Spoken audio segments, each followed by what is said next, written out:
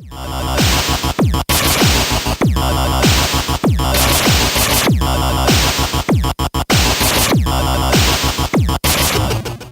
guys, Max Roberts here from Go Left Gaming. This is vlog 20, big 2-0, of our weekly vlog series here on the YouTube channel every Thursday. A new topic related to video games or geek, gamer, nerdy culture in general just kind of go up. For episode 20, I've decided to choose the topic of choice in video games. User player choice in video games and how it affects the story. And my thoughts on it, because recently I've been playing a lot of video games where the creators have given me a choice on the outcome of the game to some extent. Whether that helps, benefits the game, or not, really kind of depends on the game. It's rather interesting, so let's talk about it. Recently I've been playing Mass Effect with, these are the games I've been playing that give me choice. Mass Effect, Telltale's Walking Dead, I just started Persona 4 last night, which seems to be giving me a choice on some app. I really don't know the full extent of that. And I just platinumed Infamous Second Son just a couple days ago, which also gives you choice. So, kind of talk it out. In both regards to Mass Effect and Infamous Second Son, the choices are obviously there. Infamous is more black and white, you know, the good or the evil choice. Mass Effect is more this Paragon, Renegade, kind of black and white choice. But really early on in each playthrough of the game that you decide, when you start up a new file, you choose whether you're going to play good or evil. That's usually a player decision made before you progress deep into the game. So I think that hurts those two games and their respective narratives, because while it's cool, it's great that they give you the choice of, do I do this good thing or this bad thing, it almost weakens the narrative because I already know what I'm going to choose. It doesn't make me think about the decision I'm making. I already know. In Mass Effect, I know my left stick is going to be pointed to the upper right because I'm choosing the Paragon choice. And, you know, for Infamous, I know I'm going to be pushing the good button, which was like square and R2 when you're making decisions.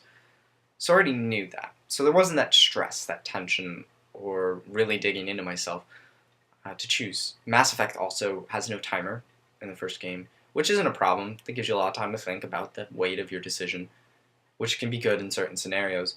Infamous has a very long timer. It will start to fade black, and I really don't know what happens if you don't choose a very serious choice, but it will probably automatically choose based off whatever level of good or evil you are. But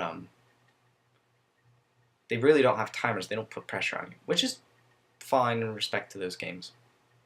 Now, The Walking Dead, I just finished the first season, and I just picked up 400 Days in Season 2.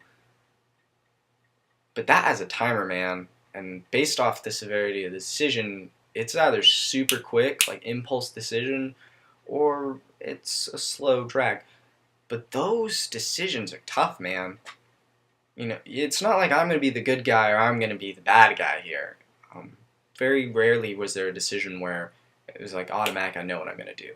Few ones where, like, if it was an argument between Kenny and someone else, I always sided with Kenny.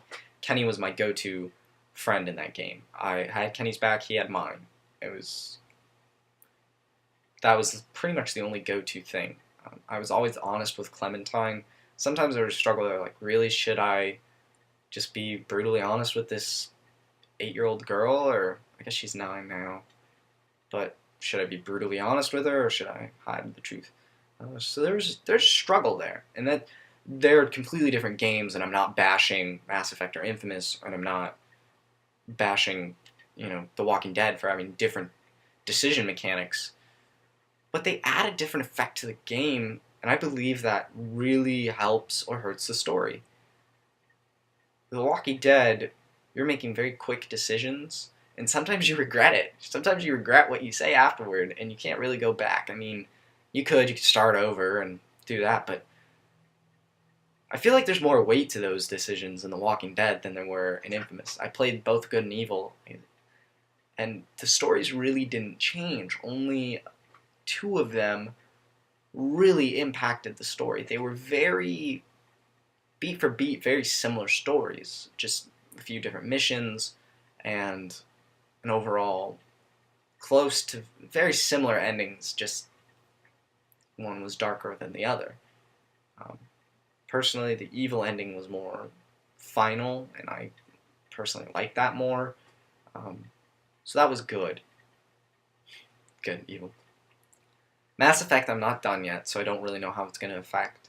And also, Mass Effect is a trilogy. Your decisions carry over, much like The Walking Dead, which is another thing I really like. I'm excited to see how my decisions in Season 1 impact 400 Days, and how and those decisions built up impact Season 2. I'm really a fan of that, and I'm excited, and I really like that idea. It's really cool. Decisions in games are cool, but there also are times where players think there should be and really should not. Without any spoilers, The Last of Us is one of those. The Last of Us is a story through and through. Is Bruce and Neil's story, not ours, and they told it well. They stuck to their guns, which I can appreciate. You know, some creators and directors have a vision for their story and they stick to it, and I like that. But then the people at Telltale and BioWare and stuff have us make our input, or Bethesda, you know, they have to, and that gives a lot of player power, and I like that feeling of power, and I like the feeling that I'm affecting the story. The Walking Dead, when I beat it, the first thing that was racing through my mind was, wow, these are how my decisions have impacted the end game here.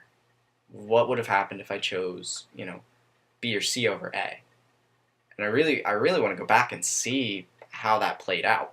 And maybe I'll pick it all up on the Vita and have that be my alternate playthrough. I'm really excited to see how it works out. So, what do you guys think about user choice, player choice in video games? Is this something that is a go-to, a must for you? You know, you won't play a game without user input, or you just like to have a story told to you and you just experience it? How does all this stuff make you feel? Do you prefer all the time in the world to think about your answer, or do you like being put on a timer? Let me know in the comments below. Talk with me about it. Do you like The Walking Dead? Do you like Mass Effect? What's your cup of tea? Make sure you follow Go Left Gaming on Twitter, at Go Left Gaming. Follow me on Twitter, at MaxTheWhite.